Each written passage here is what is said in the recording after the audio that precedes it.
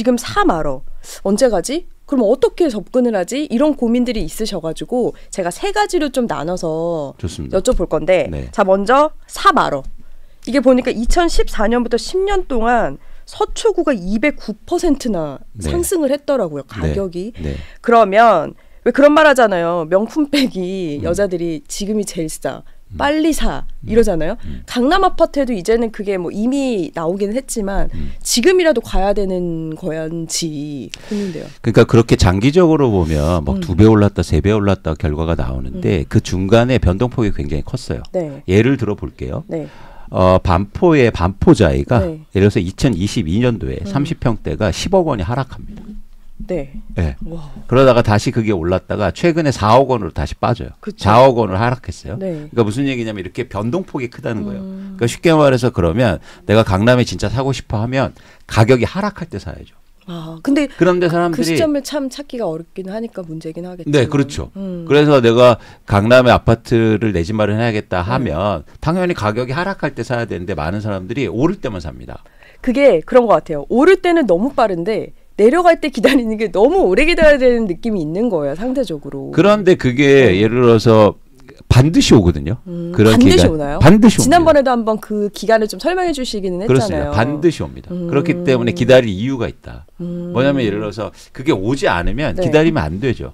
그런데 저는 이제 오고 있다고 봐요. 그래요? 벌써 떨어졌잖아요. 아, 그쵸. 그렇기는 하죠. 네. 근데도 그리고 또 하나 불안하던데. 중요한 게 있어요. 네. 뭐냐면 강남 집값이 오르는 이유를 명확하게 아셔야 돼요. 어떤 이유예요? 그건 뭐냐면 수요가 증가해서 오르는 게 아닙니다. 그러면요? 공급이 감소하기 때문에 올라요. 아, 그렇죠. 그러니까 요즘은 다 가격을 그렇죠. 결정하는 네. 게 뭐냐면 수요와 공급인데요. 네. 수요만 있는 게 아니에요. 그러니까 예를 들어서 이렇게 생각하시면 안 돼요. 무슨 얘기냐면 돈 많은 사람들이 엄청나게 이제 아까도 이제 두 번째 시간에도 말씀하시겠지만 팔란티어 엄청 오른다고 하잖아요. 네, 네, 그래서 그쵸. 팔란티어 올라서 거기서 돈 벌어서 사는 사람들이 많다. 네. 이렇게 해석하는 순간 가격은 빠질 수가 없습니다. 그렇죠. 즉 수요 증가에서 네. 집값이 오르는 건 지속될 가능성이 있는데요. 강남 아파트가 오르는 건 돈 많은 사람들이 많아서 오르는 게 아니에요. 갖고 있는 사람들이 안 네, 팔아서 안 오르는 팔아서. 거예요. 이 공급이요. 네. 근데 사실은 이제 수요가 줄고 있거든요. 네. 그러면 이제 앞으로 공급이 증가하면 가격 하락폭이 커질 수 있는 거죠. 아, 그렇네요. 그렇죠. 그리고 아주 독특한 특징이 있어요. 어떤 거예요? 강남 3구는요. 투자로 많이 보유하고 있어요. 네. 아, 투자는 그러면 빨리 선반영이 될 테니까 그럴 때 딱 잡는 것도 방법인 거예요? 아니 그러니까 무슨 그런 얘기냐면 투자로 갖고 있는 네. 사람들이 많다고요. 네. 그러면 그러면 뭐냐면 네. 이렇게 뭐 경기가 안 좋고 시장 변동성이 커지면 갑자기 가격을 낮춰서 낮춰서 팔아요. 팔겠죠? 내가 네. 거주하고 있으면 절대 싸게 못 팝니다. 그렇겠죠. 당연히. 근데 내가 투자로 갖고 있기 때문에 쉽게 말해서 가격을 낮춰서 파는 사람들이 많아질 수 있다는 거예요. 그거를 노려야 되겠네요. 그렇습니다. 그러면. 아. 그래서 그런 시기가 이제 오고 있다는 거죠. 네. 예를 들어서 뭐 우리가 아까도 이제 반포를 얘기 드렸는데 네. 반포에 원베일리 네. 있지 않습니까? 네, 네. 거기에 투자로 몇 프로가 들고 있는 줄 아세요? 몇 프로요? 50%입니다. 아, 충격적이죠. 그래요? 전 그 정도인지 몰랐어요. 그러니까 예를 들어서 오. 강북구의 아파트들은요. 네. 실거주자들이 많아요. 아, 그러다 보니까 아무리 가격이 빠져도 싸게 안 팔아요. 네. 내가 거주하고 있는데. 네. 그런데 그런 지역은 투자로 갖고 있으면 어떤 팔아야 돈이 벌지 않습니까? 네. 그러니까 강남 3구의 가장 큰 약점이 뭐냐면 임대 수익률이 낮아요. 1.5%밖에 되지 않아요. 아, 그래요? 네. 오. 그러면 투자로 갖고 있는 사람들은 네. 오직 팔아야만 돈이 생기죠. 그렇죠. 그러니까 상대적으로 매물의 양이 엄청나게 갑자기 증가할 수 있어요. 그게 또 기회라는 거는 이제 진짜 그래서 집이 없는 가격 사람은 하락폭이 커지는 그렇네요. 거예요. 절대폭이. 아 생각해 보십시오. 네. 그러니까 제가 2년 전 얘기를 드렸는데 여러분들이 뭐 강남 불패 얘기하시는데 2년 전 가격을 보시면 돼요. 다 빠졌다는 걸 제가 굳이 말씀 안 드리고 네. 그러면 생각해 보세요. 왜 반포자이를 10억 원을 싸게 팔았을까? 낮게 팔았을까? 내 집에 거주하고 있으면 그런 일이 벌어지지 않거든요. 그렇죠. 근데 투자로 갖고 있기 때문에 사실은 이런 변동폭을 크게 키울 수 있다는 겁니다.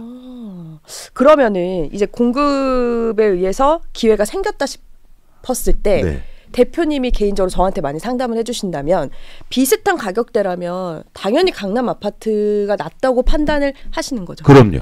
이유가 있습니다. 이유는 뭐예요? 많이 빠졌기 때문이에요. 빠졌기 때문에. 네. 아. 그래서 그러니까 무조건 기준은 뭐냐면 네. 많이 빠진 걸 사야 돼요. 근데 서울에서 보면 강남이 가장 빠질 때 많이 빠져요. 그렇겠죠. 많이 오르는 만큼. 그렇습니다. 네. 그리고 뭐냐면 같은 비율로 네. 빠져도요. 절대 금액이 높잖아요. 그렇죠. 절대 가격의 하락폭이 커요. 이해하셨죠? 이해했어요. 예를 들어서 강남의 뭐 강북의 아파트의 평균 가격이 10억 원이면 네. 그리고 강남의 아파트 20억 원이지 않습니까? 네. 똑같이 5%가 빠져도 네. 그러면 강남은 5천만 원인데 네. 아니 강북은 그렇죠. 강남은 1억이지 않습니까? 네. 그러니까 이 절대 가격의 하락폭이 큰 거를 여러분들이 보셔야 되는데 그런 차원에서는 강남 아파트가 좋은 거죠. 가치 면에서도 그렇고요. 그렇죠. 그렇죠. 네. 아, 좋은 거 배웠습니다. 네. 기억을 해야겠어요.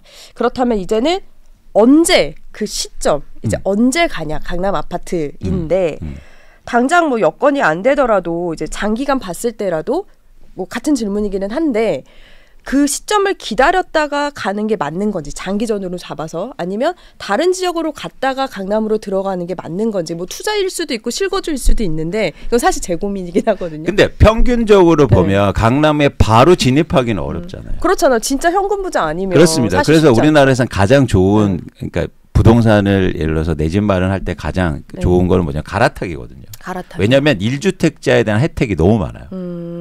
그렇죠. 그렇죠. 그러니까 쉽게 말해서 비과세예요. 네. 그래서 다른 지역에서 쉽게 말해서 내 1주택을 돈을 벌어가면서 네. 강남에 들어가시는 거예요. 네. 네. 그래서 강남 먼저 들어가는 건 사실 부담이 굉장히 큽니다. 대출도 많이 받아야 되고 네. 그리고 그런 시점을 찾기 힘들기 때문에 다른 지역에서 이렇게 하시면서 그러니까 대부분 그렇게 하세요. 그러면 아까 말씀하신 이제 언제 가의 기준을 봤을 때 공급량 말고 또 하나 봐야 될 게 있어요. 거래 언제 거래. 그 거래. 네. 공급 거래. 네. 그래서 쉽게 말해서 가격이 이제 하락하잖아요. 네. 그러면 어느 순간 가격이 하락하는데 거래량이 증가하는 시기가 옵니다. 왜냐하면 가격이 충분히 떨어지면 사는 네. 사람들이 생기는 거죠. 네. 그러면 그때가 이제는 사실은 시점으로만 보면 가장 좋은 시점이라고 볼 수 있는 거죠. 이게 진짜 관심이 있다면 계속 보긴 해야겠네요. 거래량과 공급량과 그냥 무척대고 가격만 볼 게 아니라. 그렇죠. 그러다가 이게 어떻게 되냐면요. 이제 무주택자분들이나 뭐 강남만 얘기 드린다고 전반적으로 뭐냐면 가격이 하락할 때는 안 봐요. 안 보죠 사실. 이게 오를 때만 막 어떻게 내 집 마련해야 돼? 관심이 또 그렇게 가잖아요. 그러니까 네. 저는 반대가 돼야 된다. 아 반대로. 그렇네요. 사야 되는 입장에서는 사실 그렇네요. 그렇죠. 그래서 가격이 하락할 때가 더 여러분들이 관심을 가지셔야 된다. 네. 근데 예를 들어서 저희가 이제 부동산을 뭐 이렇게 알려드리고 리서치를 하고 쉽게 말해서 전 유튜브를 하진 않지만 유튜브에 나가서 얘기를 하면은 집값이 오를 때는 엄청 보세요. 네. 근데 집값이 빠질 때는 안 봐. 근데 저도 좀 그래요. 저도 그래요. 그러니까 반대가 돼야 된다는 거죠. 아 지금까지 잘못 짚고 있었던 거네요. 그렇죠. 그러니까 이게 어떤 일이 벌어지냐면 서울의 아파트만 보시면 집값이 하락할 때는 거래량이 1000건이 안 됩니다. 월간. 그 얘기는 뭐냐면 하락할 때는 안 산다는 안 거예요. 산다는 거네요. 네. 그다음에 오르면 또 막 8,000명 이상이 사요. 주식이랑 똑같네, 그렇죠? 네. 저가 매수를 해야 되는데 그쵸. 그럴 때는 혹시나 내가 사고 더 떨어질까 봐 무서워서 못 사는 것도 근데 있는 주식보다 부동산이 훨씬 더 좋거든요. 왜냐하면 주식은 사용 가치가 없기 때문에 가격이 하락하면 계속 빠질 수가 있어요. 그렇죠. 그래서 많이 하락한 거 샀는데 바닥인 줄 샀는데 뭐가 있습니까? 지하가 있죠. 네, 있죠. 근데 부동산은 많이 빠져도 계속 빠질 수가 없어요. 사용 가치가 있기 때문에. 한계가 있다. 그렇죠. 그래서 집값은 폭락은 없습니다. 네. 그러니까 지금 기준에서의 폭락이라는 단어뿐이지 지하 세계까지 내려가진다는 절대 않는다는 없죠. 거네요. 그래서 여러분들이 더 관심 가져야 될 건 시장이 안 좋고 집값이 하락할 때 내 집 마련 계획을 세우셔야 된다는 거예요. 그럴 때 좋은 동네를 가는 것도 방법이고. 그렇죠. 근데 반드시 온다. 네, 반드시 온다. 네. 믿어보겠습니다. 네.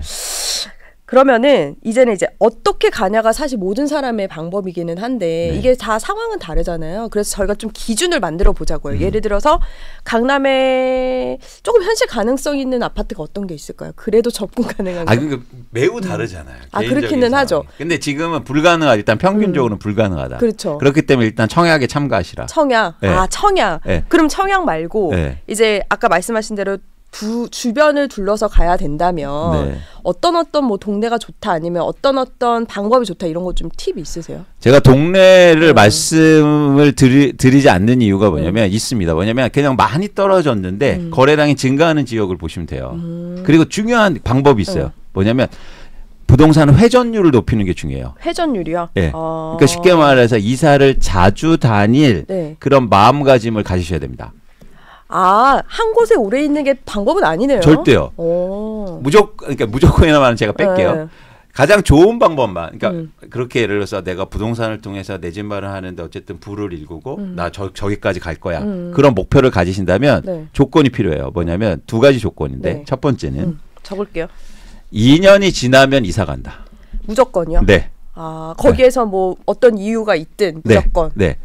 그래서 예를 들어서 가격이 하락할 때 산 네. 다음에 2년이 지나면 가격이 오르면 팔고 이사 간다. 그게 첫 번째 조건이에요. 2년이 지나면 비과세예요. 네. 돈 아무리 벌. 때문에. 그래서 2년에 네. 이사 갈 준비를 하시는 거예요. 네. 두 번째는 뭐냐면 그 처음에 내 집 마련할 때 상대적으로 그러니까 대출을 잘 이용하셔야 돼요. 대출이요? 네. 또 다른 그러니까 대출의 팁이 좀 있나요? 그러니까 제가 제시하는 거는 뭐냐면 내 자산의 40%를 대출받는 겁니다. 40%요? 네. 그래서 뭐 대출 없이 산다는 생각은 하지 마시고 예를 들어서 내가 자산이 5억 원 있다. 네. 그러면 40% 대출 받으면 2억 원이죠. 네. 그럼 7억 원짜리 아파트부터 출발하는 거예요. 그렇게 하나하나씩 이제 그렇습니다. 접근하는 거예요. 그러면 이제는 2년씩 가면 5번만 이사 가시면 그쵸. 제가 볼 때 강남 갈 수 있다. 그러면 사실 그게 어린 나이에 시작하지 않아도 되는 거네요. 당연하죠. 어차피 자금도 한계가 있겠지만 당연하죠. 저는 왜냐하면 지금 40대인데 네. 늦었다고 생각을 하고 있었거든요. 그러니까 차장님은 예를 들어서 그러니까 이게 늦었다고 하는 건 없어요. 그러니까 혼자 그런 것 같아요. 집을 오히려 안 갖고 있으니까 생각들이 많으니까 말씀하신 것처럼 접근부터가 어려운 거예요. 그러니까 그렇게 되면 나이가 드실수록 어떤 생각이 드냐면 나 이 집에 살아서 계속 살아야지 이런 생각이에요. 지금까지 사실 한국이 그래오기도 했죠. 예전에는 과거에는. 그렇기 때문에 부동산으로 쉽게 말해서 돈이 안 되는 겁니다. 네. 네. 그러니까 이게 회전율을 높이는 게 되게 중요해요. 회전율. 네. 네. 그렇군요. 이게 진짜 어렵더라고요. 저도 이제 좀 관심을 갖기 시작하니까 자금도 자금이지만 이게 모두 저 같은 마음일걸요. 자금이 좀 모자르더라도 무리를 해서라도 강남을 가야 되겠다는 생각은 누구나 하시기 때문에 이런 접근 방법이 좀 어렵긴 하더라고요. 그 방법을 뭐냐면 예를 들어서 지금 만약에 내가 여력이 있더라도 그 방법을 바로 가는 게 아니라 그건 위험하다. 다른 데서 돈 버셔서 가시라. 자금이 대출 받아서 되더라도 들어가지 마세요. 그러면 더 가치가 생기겠네요. 그렇습니다.